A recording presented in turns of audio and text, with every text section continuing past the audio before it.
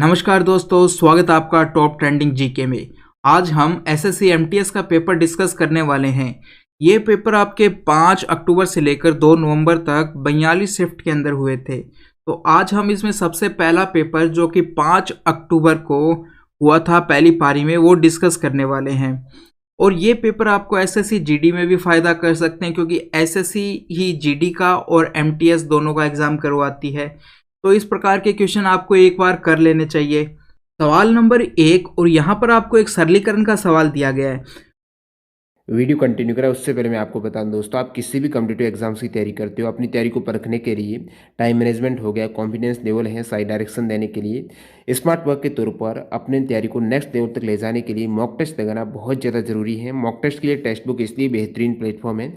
यहाँ पर एक तो आप अनलिमिटेड मॉक टेस्ट लगा सकते हो, सेकेंड सभी एग्जाम्स के मॉक टेस्ट, चाहे आप एसएससी, रेलवे, बैंकिंग, डिफेंस या फिर किसी भी other state level government exam की तैयारी करते हो, सारे एग्जाम्स के मॉक टेस्ट आपको एक ही पास के अंतर्गत अवेलेबल हो रहे हैं। एक बार पास ले लीजिएगा और किसी भी एग्जाम्स के मॉक टेस्ट अटेम्प्ट कर सकते हो। अभी यहाँ पर एक ऑफर चल रहा है, यदि आप टीटीजी के कूपन कोड यूज करते हो तो आपको एक्स्ट्रा 120 रुपये का डिस्काउंट मिल जाएगा। ये मॉक टेस्ट आप यहाँ पर 120 माइनस करके 280 रुपये में इस डील को ग्रैब कर सकते हो।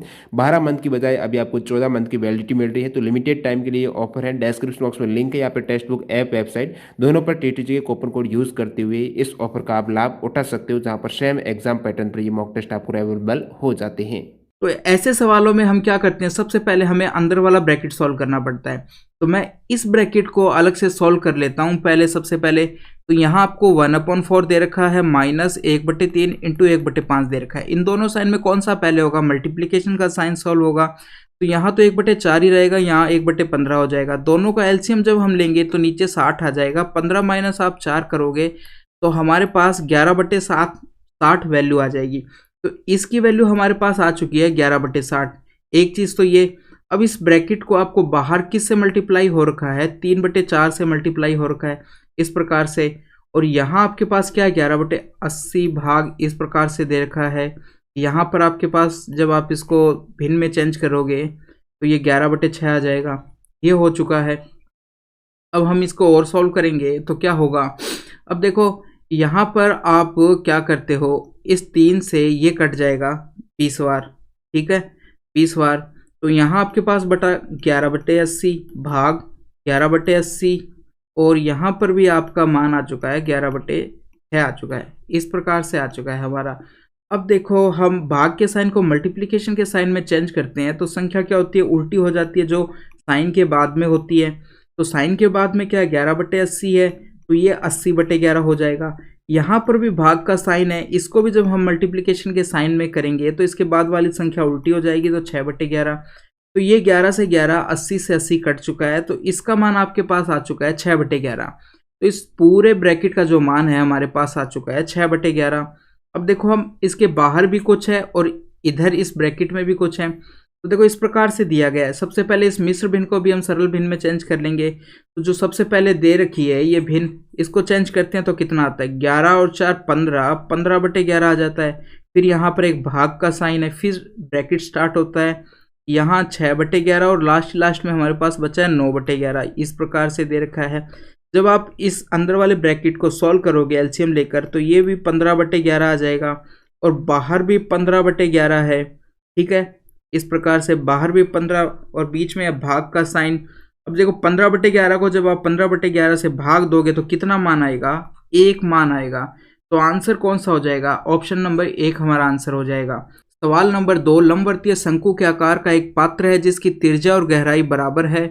यह 2 mm व्यास की 1,28,000 गोलाकार बूंदों से पूरी तरह भर जाता है, तो पात्र की त्रिज्या ज्ञात करनी है। तो सबसे पहले हम एक शंकु बना लेते हैं, ठीक है। ये हमारा हो गया शंकु। अब जितनी इसकी रेडियस है वो कह रहा है उतनी इसकी गहराई या फिर आप कह दो ऊंचाई बराबर है। यदि इसकी त्रिज्या को हम कैपिटल आर से डिनोट करें तो जो ऊंचाई है वो भी कैपिटल आर से होगी। तो 1/3 पाई आर स्क्वायर एच होता है, और एच क्या है? यहाँ पर आर दिया गया है। ये शंकु का आयतन हो गया, और ये किसके बराबर होगा? ये 1,28,000 जो बूंदे हैं गोलाकार उनके बराबर होगा। और एक गोलाकार बूंद का आयतन कितना होता है? 4/3 पाई आर क्यूब होता है। इसको हमने छोटे आर से डिनोट किया है। अब देखो छोटी बूंद है जो उसका व्यास कितना है? 2 है, तो रेडियस कितनी हो जाएगी? 2/2। 1 हो जाएगी। तो अब यहाँ से मैं मान रखता हूँ 1/3 है, पाई ये आर क्यूब हो गया। यहाँ यदि बात करें तो 1,28,000 हो जाएगा, 4/3 है ये पाई, और ये मान रखने पर 1 आ जाएगा। 1 रखेंगे इसके अंदर रेडियस तो ये 1 हो जाएगा। अब देखो 3 से तो ये 3 कट जाएगा, पाई से पाई कट गया है।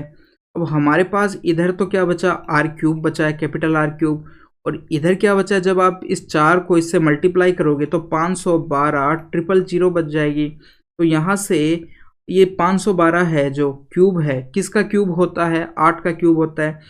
तो आर का मान कितना आ जाएगा, यहाँ से 80 आ जाएगा, 80 आ जाएगा।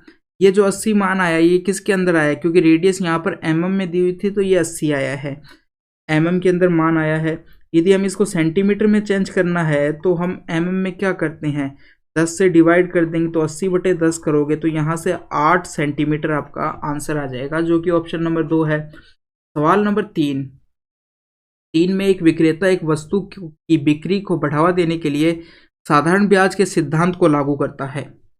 वह घोषणा करता है कि यदि आप नगद खरीदते हो तो 300 पीस दूंगा आपको, और यदि आप 1 साल बाद भुगतान करते हो तो मैं आपको 200 ही पीस दूंगा। तो कुल बिक्री पर कितना प्रतिशत ब्याज की दर से उसने गणना करी है, ये पूछा है कि ब्याज कितना है यदि वो 1 साल बाद भुगतान करता है। तो देखो स्टार्टिंग में वो कितना दे रहा है, 300 पीस देता है, और यदि 1 साल बाद आप करते हो पे तो वो 200 ही पीस आपको देगा। तो दुकानदार, यदि आप 1 साल बाद पे करते हो तो कितने पीस का दुकानदार को फायदा हो गया है, 100 पीस का फायदा हो गया है। किसके ऊपर हुआ, दुकानदार ने 1 साल बाद यदि पे करते हो कितना दिया, 200 दिया, तो ये 200 के ऊपर 100 फायदा हो गया है उसको। और यदि परसेंटेज में चेंज करना है तो हम इसको 100 से मल्टीप्लाई कर देते हैं। यहाँ से यदि आप काटोगे तो 1/2 और 2 से करोगे तो 50% आ जाएगा। एक तरीका तो ये है।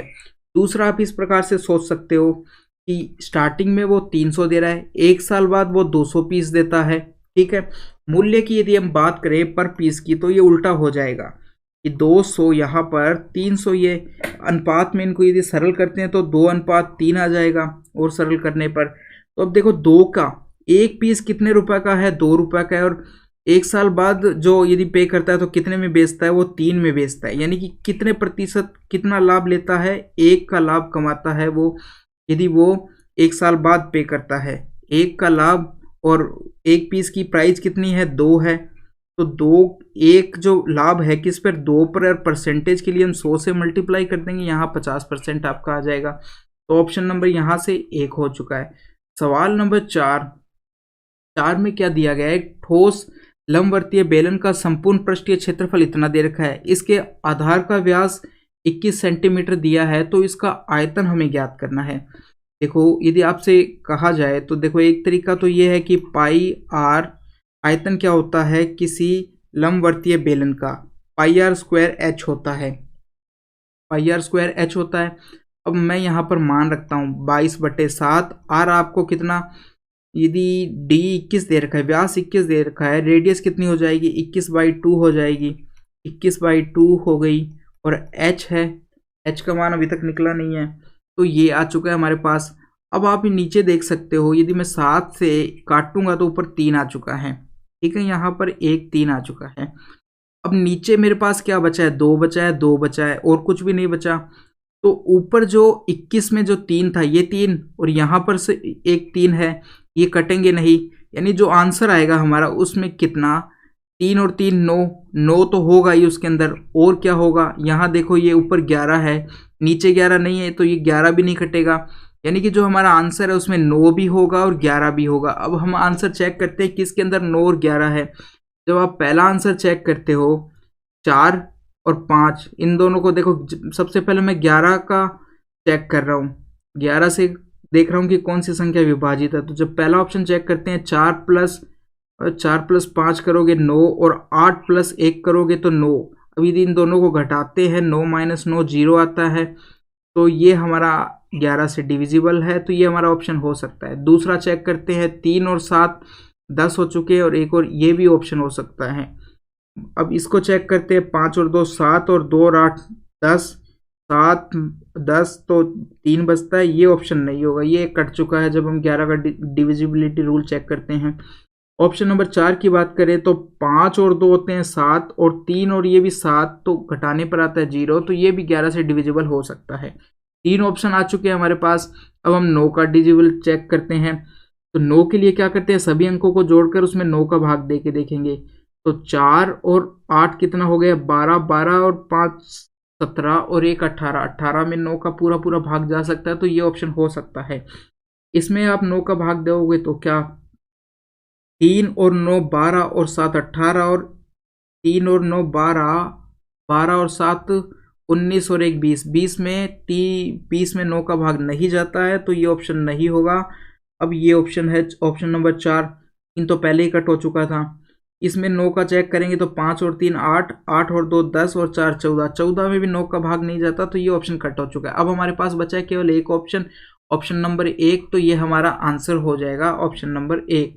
सवाल नंबर 5, एक संकट के कारण राज्य ए से कुछ लोग राज्य बी में चले गए, ठीक है, और इस प्रकार दूसरे राज्य की जनसंख्या में इतने परसेंट की वृद्धि हो गई।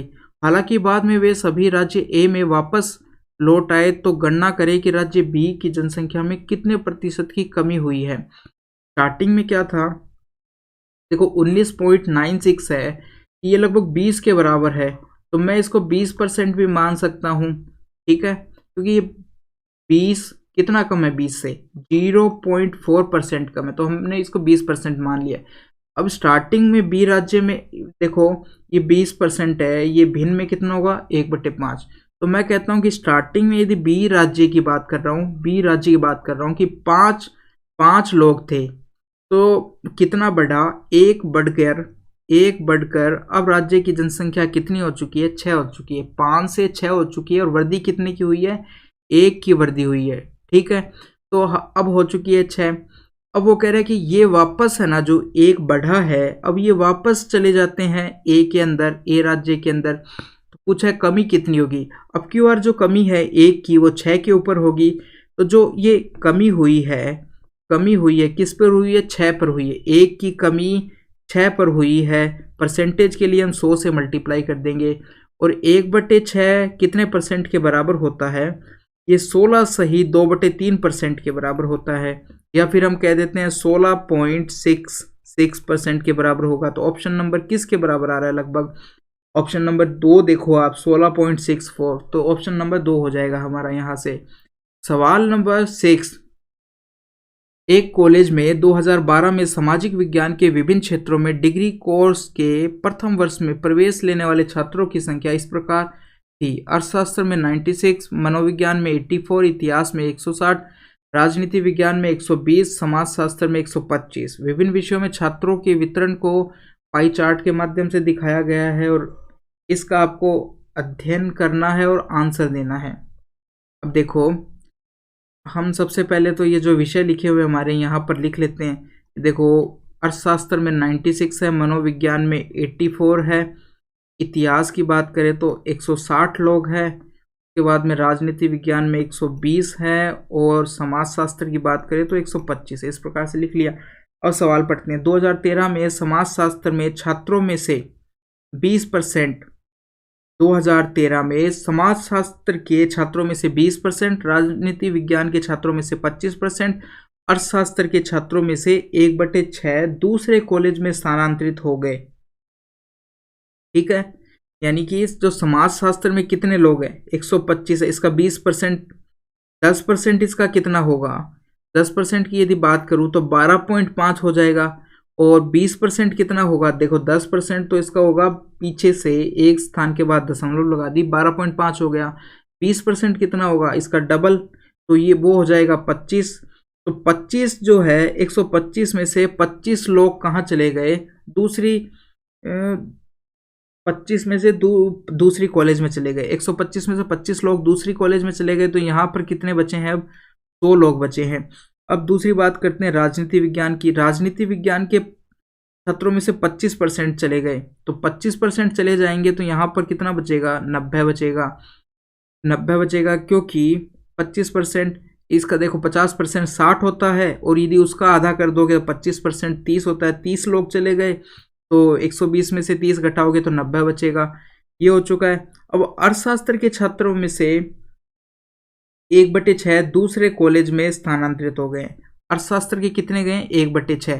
तो 96 को जब आप 1/6 निकालोगे, 6 से इसका भाग दोगे तो कितना आता है? 16 आता है। यानी 16 छात्र चले गए तो कितने बचे? 80 छात्र बचे। ये हो गया। अब आगे क्या कह रहा है वो?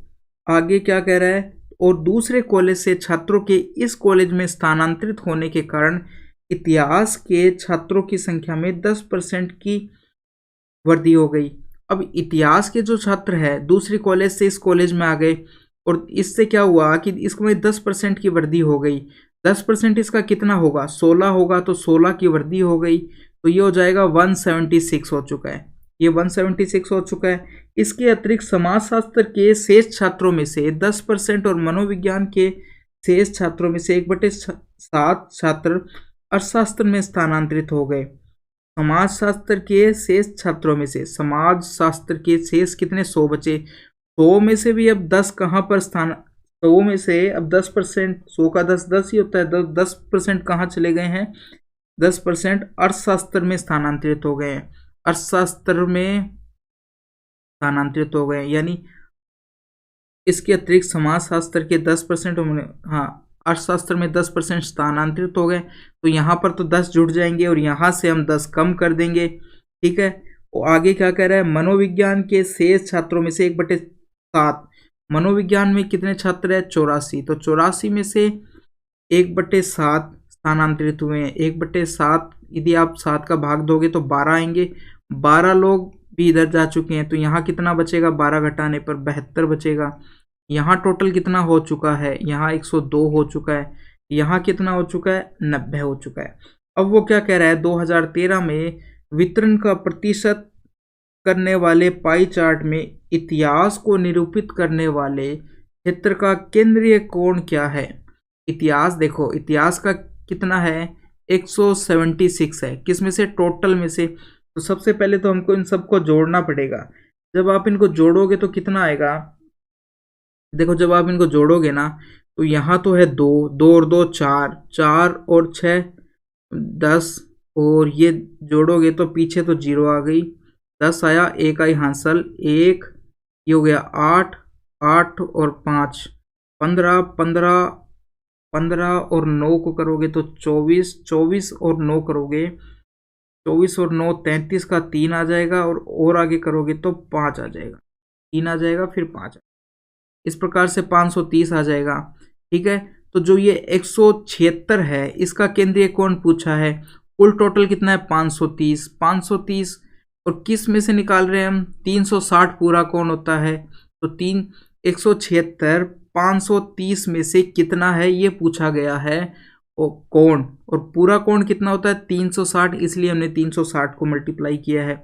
अब देखो यहाँ से इसको जब आप सॉल्व करोगे तो मैं देखो क्या करता हूँ, इसको यदि मैं 54 मान लूँ, 53 की बजाय इसको 54 मान लूँ, ठीक है, तो ये 18 से कटेगा, 0 से तो 0 कट जाएगी, और 18 से 2 बार कट जाएगा, ये 18 से 3 बार कट जाएगा यदि 54 है तो, इस प्रकार से कट गया।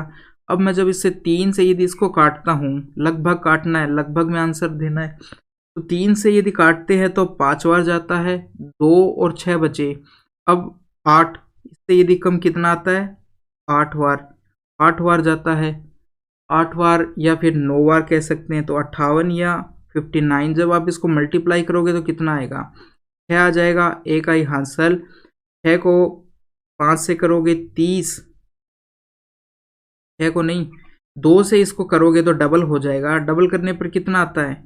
116 आ जाएगा, 116 आ जाएगा, और 116 से ये कम नहीं आएगा, ज़्यादा ही आएगा, क्योंकि हमने नीचे वाले को बढ़ाया है, और यहाँ पर हमने कितना मान लिया, ये हमने 2 बचा था हमारा, क्योंकि ये 8 बार गया तो 24 ही आया, 2 बच चुका था इसलिए, और नीचे वाले को बढ़ाया है, इसलिए जो मान आएगा वो हमने थोड़ा कम आया है, वो थोड़ा सा और ज़्यादा आएगा एक्चुअली, तो 116 से ज़्यादा ही होगा। तो देखो 116 के आसपास कौन सा मान है?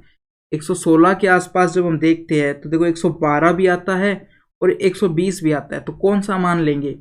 हमें पता है कि हमने जो मान है पहले से थोड़ा सा कम रखा है, हमने नीचे वाले को बढ़ाया था। जब आप नीचे वाली संख्या को बढ़ाते हो तो पता है आपको कि संख्या कम आती है, यदि हम हर में वृद्धि करते हैं तो संख्या कम आती है। 53 था, 54 किया, तो यानी कि मान किसके बराबर होगा, मान है जो 120 के लगभग बराबर होगा। तो हम इस वाले ऑप्शन को चूज करेंगे, न कि चौथे ऑप्शन को। तो यहाँ से हमारा ऑप्शन नंबर 1 हो जाएगा। सवाल नंबर 7 में क्या दिया गया है, इसको आपको सरल करना है। तो सरल करने के लिए सबसे पहले ब्रैकेट है उसको सोल्व कर लो। ऊपर वाले ब्रैकेट को अलग से, नीचे वाले ब्रैकेट को अलग से कर लो। जब ऊपर वाले ब्रैकेट को करोगे तो सबसे पहले हम भाग के साइन को सोल्व करते हैं। तो देखो 3 ऐसा का ऐसा लिख दिया, फिर 3/2। अब जब भाग के साइन को सोल्व करते हैं तो जब मल्टीप्लिकेशन में चेंज करते हैं, जो इनके बाद में संख्या होती है वो उल्टी हो जाती है। तो जब ये मिश्र भिन्न को भिन्न में सबसे पहले चेंज करते हैं, 2 12 13, 13/2 होता है तो 2/13 हो जाएगा, इंटू 1/3 ऐसा का ऐसा, ये आ चुकी है। अब आप जब इनको सोल्व करते हो, कुछ जो कटता है उसको काट दिया हमने, तो हमारे पास यहाँ पर कितना बचा, 3 + 1/13 बच चुका है। तो यहाँ से आ चुका है 3 + 1/13, ये मान आ चुका है। इसको यदि आप सोल्व करोगे तो 40/13 आ जाएगा। ऊपर वाले ब्रैकेट का मान तो हमारे पास ये आ चुका है। अब नीचे वाले ब्रैकेट का और मान निकाल लेते हैं। नीचे वाले का जब आप निकालोगे तो 8/3 माइनस में, और भाग के साइन को मल्टीप्लाई, इसके नीचे यदि कुछ नहीं दिया गया तो मैं 1 मान लेता हूँ। अब भाग के साइन को जब हम मल्टीप्लिकेशन में चेंज करते हैं तो संख्या उल्टी हो जाती है, 1/2 हो जाएगा। 2 से 8 को कितनी बार जाएगा, 4 बार जाएगा। तो यहाँ से मान आ चुका है -4/3, ये मान आ चुका है। अब हम इसके अंदर मान रखते हैं। देखो 40/13 है ऊपर, ऑफ का मतलब क्या है, इनटू कर देते हैं हम, और आगे जो मिश्र भिन्न को भिन्न में चेंज करोगे 12 13/3 आ जाएगा। यहाँ से नीचे आएगा -4/3 आ जाएगा ये। तो 3 से तो देखो 3 कट चुका है, 13 से ये 13 कट चुका है, इस 4 से ये 10 बार जाएगा। तो बचा कितना, अब 10 बचा, और माइनस हो रहा है तो माइनस का 10 हमारा आंसर आएगा, जो कि ऑप्शन नंबर 1 के अंदर है। सवाल नंबर 8, 2 पुरुष ए और बी प्रत्येक दिन में 12 घंटे अकेले काम कर 20 दिन में काम पूरा कर देता है। तो यहाँ से हमारे पास टोटल काम आ जाएगा। यदि ए एक दिन में, यदि देखो बात करें, ए एक दिन में ए यूनिट बनाता है तो 12 घंटे में इंटू 20, तो ये टोटल काम आ चुका है। अब हमने मान लिया यदि ए एक दिन में 1 यूनिट बनाता है और 12 घंटे एक दिन काम करता है और 20 घंटे तक काम करता है, तो टोटल घंटों में काम आ चुका है 220 घंटे, यानी 220 घंटे का टोटल काम है। और ए बी को भी इतना ही टाइम लगता है, यानी ए को भी इतना ही टाइम लगता है और बी को भी इतना ही टाइम लगता है।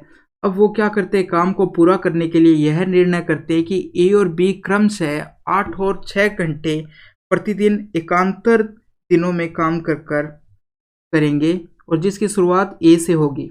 यानी कि वो डिसाइड करते हैं कि पहले ए करेगा 8 घंटे काम, फिर बी करेगा 6 घंटे काम अगले दिन, फिर वापस तीसरे दिन ए करेगा, चौथे दिन बी करेगा। इस प्रकार से एकांतर दिन में काम करेंगे, और ए 8 घंटे करेगा, बी 6 घंटे करेगा, और शुरुआत ए से होगी। यानी सबसे पहले ए काम करना स्टार्ट करेगा। यदि काम को पूरा करने में x दिन और y घंटे लगता है तो x y का मान हमें बताना है। ठीक है, तो टोटल है 240 घंटे का काम। ये हमारे पास टोटल वर्क आ चुका है यहाँ से। अब देखो ए 2 दिन का काम की बात करें, 2 दिन का टोटल काम कितना होगा, 2 दिन का काम 14 घंटे के काम के बराबर होगा, क्योंकि ए करता है 8 घंटे और बी करता है 6 घंटे।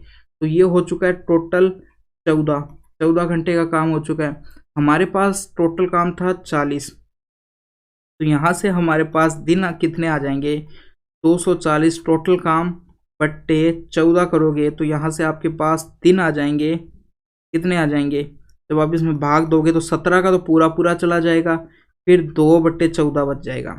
तो जो ये 17 है, तो 17 तो हो चुके हैं हमारे, ये 17 है। अब आप क्या करोगे कि 2 दिन का काम है, ठीक है, तो हम क्या करते हैं, आप क्या करो, ये 2 दिन का काम था, 14 था जो 2 दिन का काम था, तो जो 17 आया है इसको भी आप इस 2 से मल्टीप्लाई कर दो, और इधर भी आप 17 से मल्टीप्लाई कर दो, यानी कि इधर भी और इधर भी कर दो। तो जब 2 को मल्टीप्लाई करोगे तो 34 आ जाएगा, और इधर करोगे तो 238 आ चुका है। ठीक है, यानी कि ये जो 238 आया था वो 34 दिन का काम है। यहाँ से हमें ये पता चल चुका है कि जो 238 बनाया है वो 34 दिन का काम है, यानी 238 घंटे 34 दिन के बराबर है। और बाकी हमारे पास कितना बचा, 2 घंटे बच चुके हैं, यानी कि 34 दिन लगेंगे उसको और 2 घंटे लगेंगे।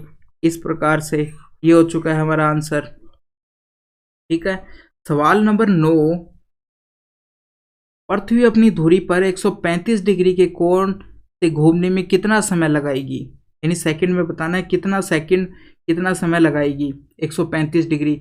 हमें पता है कि पृथ्वी एक पूरा चक्कर लगाने में, यानी कि एक पूरा अपना चक्कर लगाने के अंदर अपनी धुरी पर 360 डिग्री घूमने में 24 घंटे लेती है, क्योंकि एक दिन हमारा कितना होता है 24 घंटे का होता है, इसलिए हम कह सकते हैं कि 360 डिग्री घूमने में वो 24 घंटे का समय लगती है। तो 1 डिग्री घूमने में कितने समय लेगी, 24/360 दिन लेगी, 360 घंटे लेगी, इतना घंटे लेगी। तो 135 डिग्री घूमने में कितने घंटे लेगी, 24/360 इंटू 135, ये तो घंटों में समय आ गया। अब हमें पूछा है सेकंड के अंदर, तो सेकंड में बताने के लिए हम क्या करेंगे, सबसे पहले तो इसको 3600 से और मल्टीप्लाई कर देंगे। तो इस दिन को घंटों में बदलने के लिए 60 से मल्टीप्लाई करोगे आप, और फिर उसको नहीं, घंटों को आप मिनट में बदलने के लिए 60 से मल्टीप्लाई करोगे, और मिनट को फिर सेकंड में बदलने के लिए 60 से, इसलिए मैंने इसको 3600 से मल्टीप्लाई। यहाँ हमारा ये कट चुका है, पीछे एक जीरो बची है। ठीक है, अब देखो यहाँ यानी कि 10 बच चुका है, ये कहने का मतलब। अब आप इन सबको आपको मल्टीप्लाई करना है, तो देखो हम इनको मल्टीप्लाई करते हैं। अब हानि कहने का मतलब है 24 को 135 जीरो इससे मल्टीप्लाई करना है, तो पीछे आ गई जीरो, 24 5 120 होता है, तो जीरो यहाँ 12 हांसल आई, 24 थी 72, 72 और 12 कितना होगा 84, 8 आ जाएगा, 24 और 8 कितना हो जाएगा 32, इतना आ जाएगा सेकंड के अंदर। सेकंड की बात करें तो 32,400 सेकंड उसको 135 डिग्री घूमने में समय लगेगा। ऑप्शन नंबर यहाँ से 3 हो जाएगा। सवाल नंबर 10, यदि x और y विपरीत चिन्ह वाली दो संख्याएं हैं, यानी कि यदि हम x को माइनस मानते हैं तो y प्लस में होगा, और y को माइनस मानते हैं तो x प्लस में होगा। तो मैं ऐसा कर रहा हूँ कि x को तो प्लस में मान लिया और y को माइनस में मान लेता हूँ। तो इस प्रकार से हमने इसको मान लिया है। अब देखो यहाँ पर एक्स स्क्वायर अनुपात वाई स्क्वायर बराबर इतना दे रखा है, तो यहाँ से x अनुपात y कितना आ जाएगा, x अनुपात y की बात करते हैं तो क्या आ जाएगा। ठीक है, एक्स वाई को हमने माइनस वाला मान लिया है, तो ये तो आ गया 4 और ये होगा -9। अब आपको ये मान इसके अंदर रख देने हैं। जब आप मान रखते हो तो ऊपर 12 और वाई का मान रखोगे तो -36 इस प्रकार से आएगा, और नीचे यदि मान रखते हो तो 8 + 27 हो जाएगा इस प्रकार से, क्योंकि नीचे माइनस था भाई, तो माइनस माइनस प्लस हो जाएगा। ऊपर आपको करने पर घटाने पर कितना मान आएगा, माइनस का जब 36 घटाओगे तो 24 बच जाएगा, और नीचे जोड़ने पर 27 के अंदर यदि हम 10 जोड़ते हैं तो आता है 37, 2 कम जोड़ते हैं तो 35, यानी -24/35 किस ऑप्शन में दिखाई दे रहा है आपको, ऑप्शन नंबर 2 में दिखाई दे रहा है, तो हमारा ऑप्शन नंबर 2 हो जाएगा। सवाल नंबर 11, त्रिभुज एबीसी में कोण BAC बराबर 90 दे रखा है, BC पर A से एक लंब AD खींचा जाता है, BD और AC के मध्य अनुपाती निम्न में से कौन सा होगा।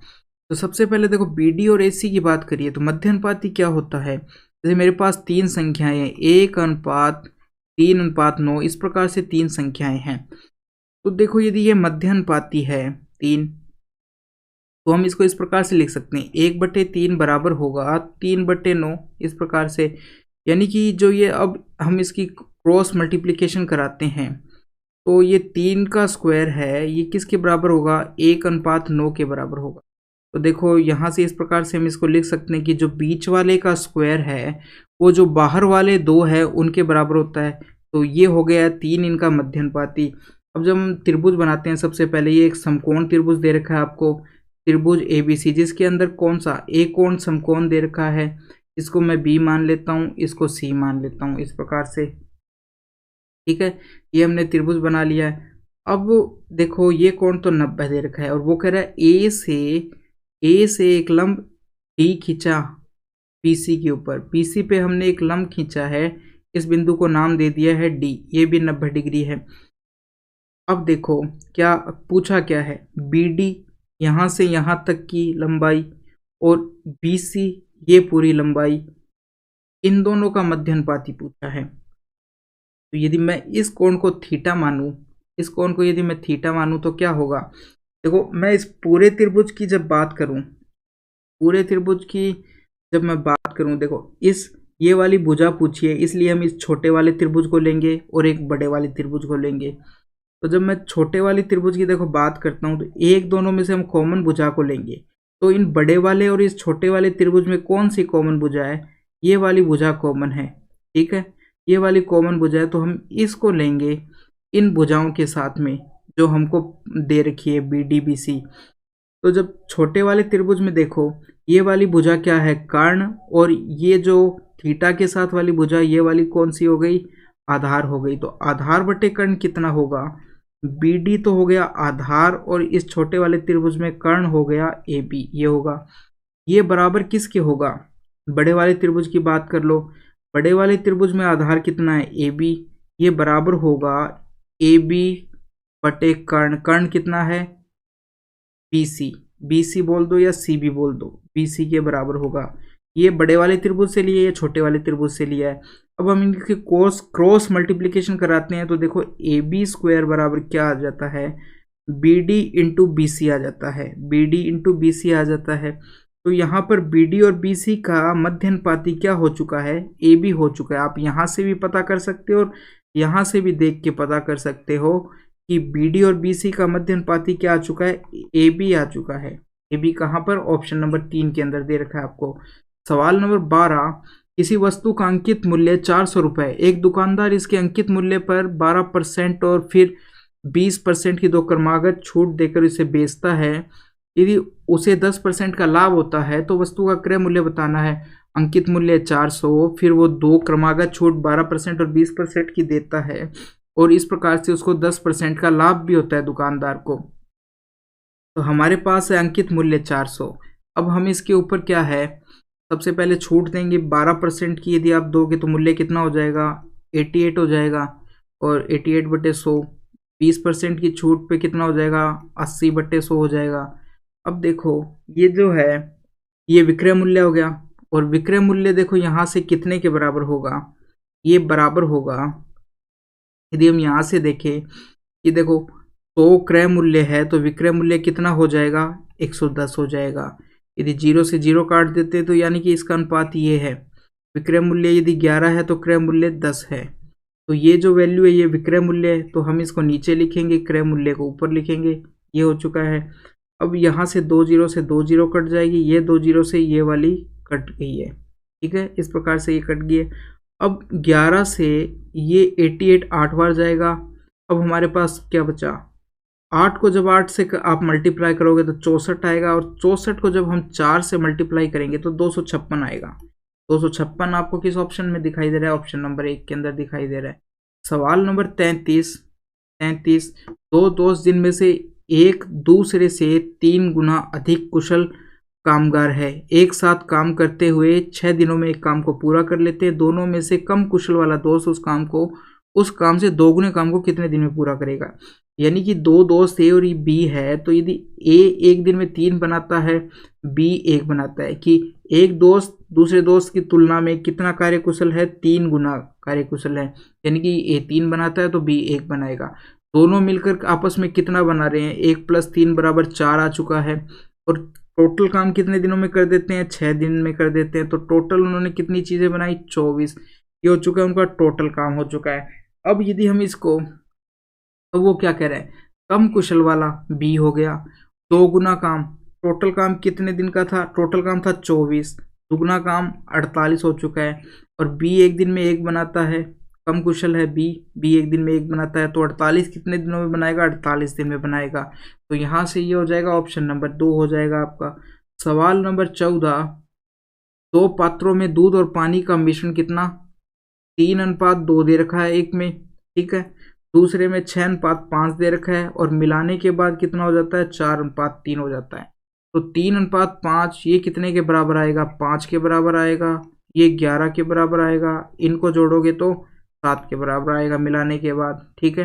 अब हमें क्या करना है कि जो ये इनका मिश्रण है, इनका क्या है कि बराबर होना चाहिए। दूध और पानी का जो है, ये जो 5 11 इसको हम बराबर करेंगे।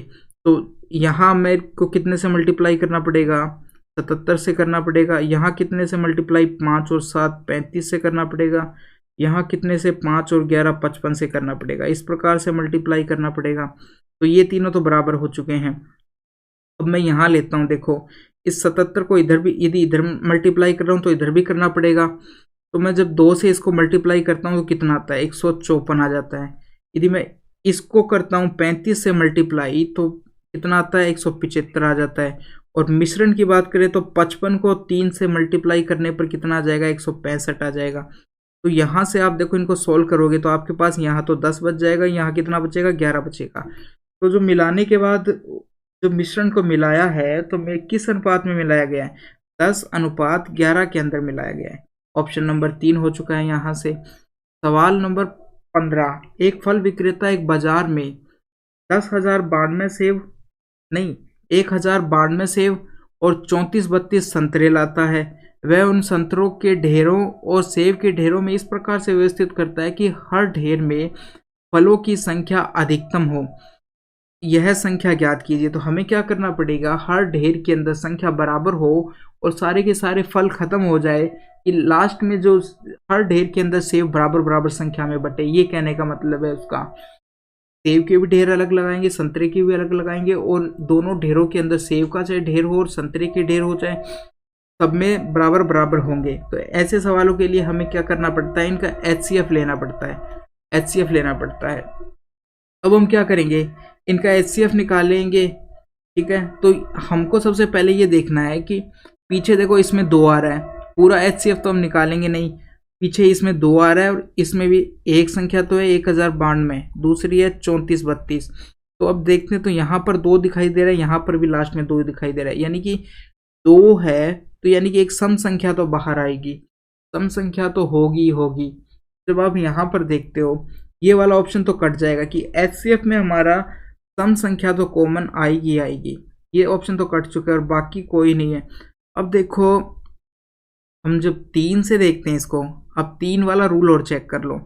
जब 3 से देखते हैं तो 10 और 2 12, ये भी 3 से जाता है और ये जा रहा है क्या 3 से, 7 3 10 और 2 12, ये भी 3 से डिविजिबल है, यानी 3 भी हमारा कॉमन आएगा। HCF में 3 भी होगा। अब देखो कि कौन सा ऑप्शन 3 से डिविजिबल है। ये ऑप्शन नंबर 1 भी डिविजिबल है, ऑप्शन नंबर 3 भी डिविजिबल है और ऑप्शन नंबर 4 की बात करते हैं तो 7 5 15, ये भी डिविजिबल है। तो ये तीनों ऑप्शन 3 से डिविजिबल है। तो अब हमें क्या करना पड़ेगा, क्या करते हैं, देखो लास्ट की 2 संख्या चेक करो। यहाँ पर है 92 और यहाँ पर है 32। तो 92 भी 4 से डिविजिबल है और 32 भी 4 से डिविजिबल है, यानी 4 तो कॉमन आएगा। अब हम इसमें सबसे पहले क्या करते हैं, 4 का भाग देते हैं। जब आप 4 का भाग दोगे, जब इसमें से 4 कॉमन लिया या 4 का भाग दिया तो कितना बचा, अंदर बचा 4 दूनी 8, 8 बचा, 4 दूनी 8 गया, 2 बचा और अब की बार कितनी बार गया, 4 6 24, 4 7 28, 8 बार गया। अब बचा कितनी बार, 3, यानी 283 आया। यहाँ पर 4 का भाग दोगे आप, 4 8 32, 32 गया, फिर 2 3, 2 और 3, 4 5 20, 20, 5 बार गया, फिर कितना बचा पीछे 3, तो 8 बार गया। तो यहाँ से हमें देखो देखने को मिल रहा है कि ये तो सम है और ये विषम है। तो सम और विषम में से क्या कॉमन, सम तो आ नहीं सकता, विषम ही आएगा। सम और देखो 4 तो आएगा ही आएगा, ये तो है। मगर यहाँ देखो अब संख्या क्या बची, 8 और 3 बची है, 3 विषम है और ये सम है। तो जो आगे कॉमन आएगा वो सम तो कॉमन आ नहीं सकता, विषम ही कॉमन आएगा। तो अब हम इन ऑप्शन में भाग दे के देखते हैं कि 4 देने के बाद कौन सी संख्या विषम रहती है। तो जब इसमें आप 4 का भाग दोगे तो 4 7 है, 4 7 है 28 आ जाएगा, 4 7 है 28 और 3 2, 3 2 4 8 32, ये आ चुका है 78। तो देखो ये संख्या सम बन चुकी है, तो ये ऑप्शन नहीं होगा। अब यहाँ पर देखो भाग दो, 4 का भाग देंगे, 4 3 12 और 3 6 36 बचा है, 36, 4 9 36। तो ये हमारा ऑप्शन हो सकता है। और इसमें 4 का भाग जाएगा ही नहीं।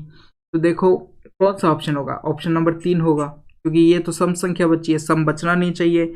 ये अब जो कॉमन है जो आएगा वो विषम ही कॉमन आएगा, क्योंकि एक में विषम है एक में सम है, तो सम तो हो नहीं सकता, विषम ही होगा उसके अंदर। तो ये ऑप्शन नंबर 3 हो जाएगा यहाँ से। सवाल नंबर 16, एक कॉलेज में 2012 में वही सवाल है, और सवाल क्या पूछा गया है, अर्थशास्त्र और मनोविज्ञान में छात्रों की कुल संख्या इतिहास, राजनीतिक और समाजशास्त्र में छात्रों की कुल संख्या का कितना प्रतिशत है।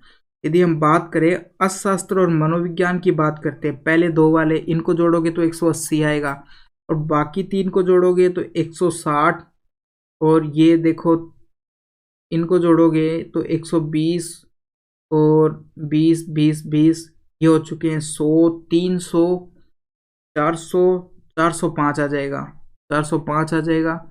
ये इसका कितना परसेंट है ये पूछा गया है, परसेंट में पूछा गया है। ठीक है, तो देखो इसको यदि मैं 5 से काटता हूँ तो 81, ये 5 से काटता हूँ तो 20 बार जाएगा। अब देखो ये 9 से 2 बार जाएगा, और ये 9 से 9 बार चला जाएगा। तो हमारे पास कितना बचा, ऊपर 400/9 बचा। तो हम इसको इस प्रकार से भी लिख सकते हैं 4 × 100/9। अब हमें पता है कि 100/9 कितने के बराबर होता है, ये होता है 11.11 के बराबर होता है। जब आप इसको 4 से मल्टीप्लाई करोगे 44.44 ये आ जाएगा। ऑप्शन नंबर हमारा यहाँ से चेक करने से ऑप्शन नंबर 3 है। सवाल नंबर 17, निम्न वितरण की माध्यिका क्या होगी। माध्यिका बताने के लिए हम इनको लाइन से अरेंज करना पड़ेगा।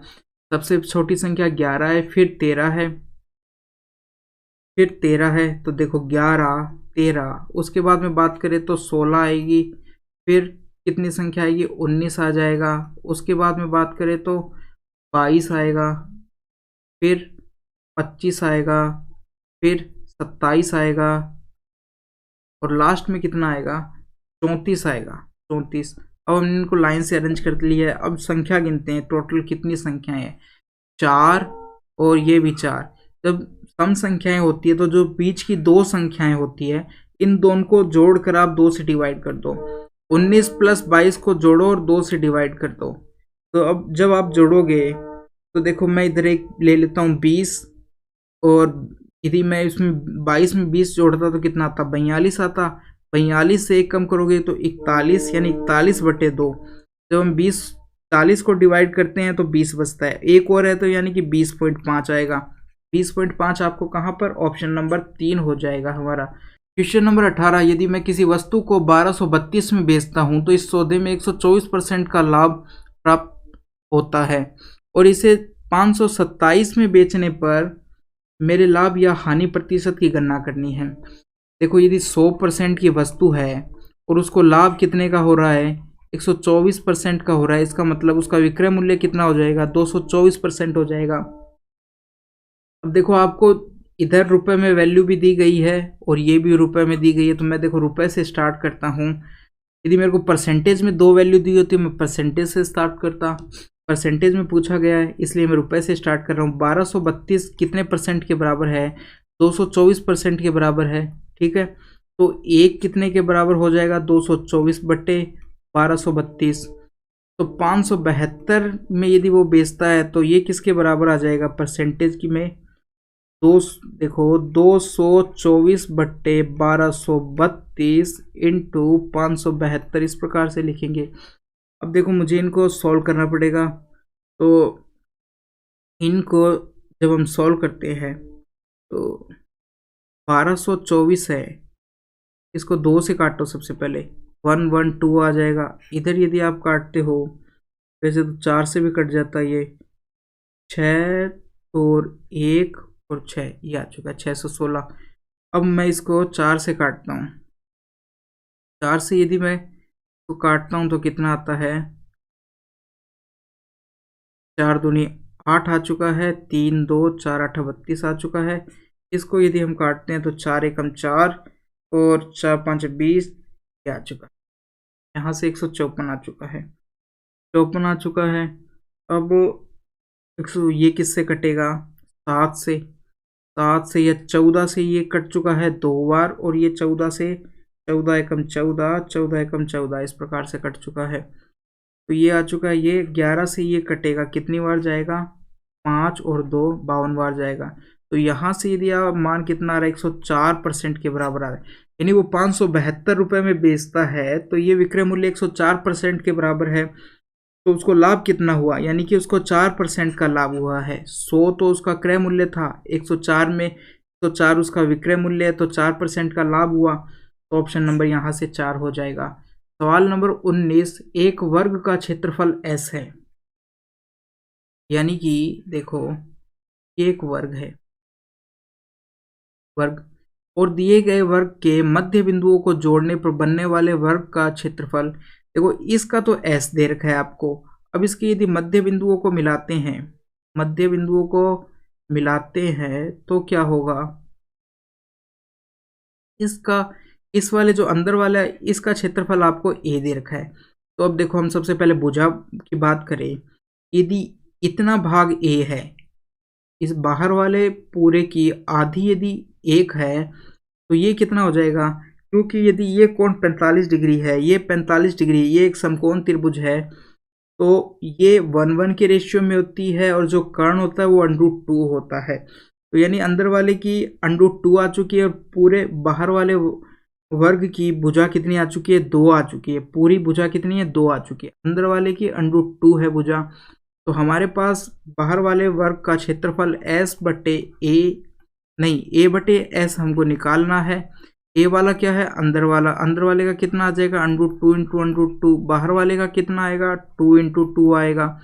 मान कितना आ जाएगा, ऊपर आ चुका है 2 और नीचे आ चुका है 4। यदि सॉल्व करोगे तो 1/2 और 0.5 के बराबर आएगा। ऑप्शन नंबर यहाँ से 4 हो जाएगा। सवाल नंबर 20, 6400 की राशि का वार्षिक चक्रवृद्धि ब्याज के आधार पर निवेश किया गया और ये राशि 2 वर्षों के लिए 7056 हो गई, तो ब्याज की प्रतिवर्ष दर कितनी थी, ये पूछा गया है। तो 2 वर्ष में 6400 की राशि कितनी हो गई, 7056 हो गई। 6400 की राशि कितनी हो गई, 7056, कितने सालों में, 2 सालों में हो गई। तो 1 साल का यदि हम देखें तो आप इसका अंडरूट ले लीजिए। 6400 का अंडरूट कितना आएगा, 80 आएगा, और 7056 किसका होता है, 84 का अंडरूट होता है। यानी 80 से 84 हो चुकी है। तो 1 साल में ब्याज कितना मिला है, 4, किसके ऊपर, 80 के ऊपर 4 ब्याज मिला है 80 के ऊपर। परसेंटेज में यदि चेंज करना है तो 100 से मल्टीप्लाई कर देते हैं, ये कटेगा 1 से 20 बार, और 20 से यदि आप काटोगे तो 5% आ जाएगा। ऑप्शन नंबर 4 हो चुका है। सवाल नंबर 21, 5 से शुरू करके 10 क्रमिक विषम संख्याएं ले, पहली और दूसरी संख्या के अतिरिक्त शेष संख्याओं को 3 से गुणा करें और इस प्रकार से बनने वाली 10 संख्याओं का औसत क्या होगा। तो देखो 5 से शुरू करनी है और 10 विषम संख्याओं की बात करते हैं। पहली 5 हो जाएगी, उसके बाद में 7 हो गया, फिर 9 आएगा, उसके बाद में 11 आएगा, फिर 13 आएगा, फिर आ जाएगा 15, और फिर 17 आएगा, फिर 19 आ जाएगा। तो ये हो चुकी है 2 और 2 4 6, 2 8, और 2 संख्याएं और होगी। तो इस 19 के बाद में हम लिख लेते हैं 21, और 21 के बाद में 23। ये हो चुकी है टोटल संख्याएं 10। अब देखो इससे पहले कितनी विषम संख्याएं थी, इससे पहले आती है 1 आता है और 3 आता है, ये 2 विषम संख्याएं आती है। हमें कहा है 5 से लेकर यहाँ तक की संख्याओं का, और पहली 5 और 7 को छोड़कर बाकी संख्याओं को आपको 3 से मल्टीप्लाई करना है और फिर इनका औसत निकालना है कितना आता है। तो देखो यदि मैं यहाँ से 9 से मेरे को जोड़नी है पहले लास्ट तक की संख्याएं, तो मेरे को ये 4 संख्याएं हैं जो इनको छोड़ना पड़ेगा। तो 1 से लेकर टोटल ये 12 संख्याएं हैं, तो 1 से लेकर 12 तक की संख्याओं विषम संख्याएं होती है, उनका योग कितना होता है, 1 से लेकर n² होता है n तक की संख्याओं का। तो 12 तक की संख्या है 1 से लेकर, तो 12 का स्क्वायर कितना हो जाएगा, 144 हो जाएगा। अब हमें ये 4 संख्याएं घटानी पड़ेगी, तो पहली 4 विषम संख्याओं का योग कितना होगा, 4 का स्क्वायर कितना आता है, 16। तो यदि आप इसको 16 घटा देते हो तो हमारे पास 128 बचता है। यानी यहाँ से लेकर इन 5 और 7 2 संख्याओं को यदि हम छोड़ देते हैं तो यहाँ से लेकर यहाँ तक की संख्याओं का जो योग है वो 128 है। ठीक है, यहाँ से लेकर यहाँ तक की संख्याओं का योग 28 है। और ये दो, अब यहाँ पर हमारे पास ये जो दो संख्याएं बची, इनका योग कितना है, 5 और 7, इनका है 12 है योग। अब जो ये 128 है वो कह रहा है प्रत्येक संख्या को 3 से मल्टीप्लाई करना है। तो यदि प्रत्येक संख्या को मल्टीप्लाई करके जोड़ दो या जोड़ कर मल्टीप्लाई कर दो, 3 से इसको मल्टीप्लाई कर दोगे तो कितना आएगा, 3 8 है 24, 2 आई हासिल, 6 और 2 8 और 3 एकम 3, 384 आ जाएगा। ये 12, तो 12 प्लस 384 जब आप करोगे तो ये आता है 396 आ जाता है।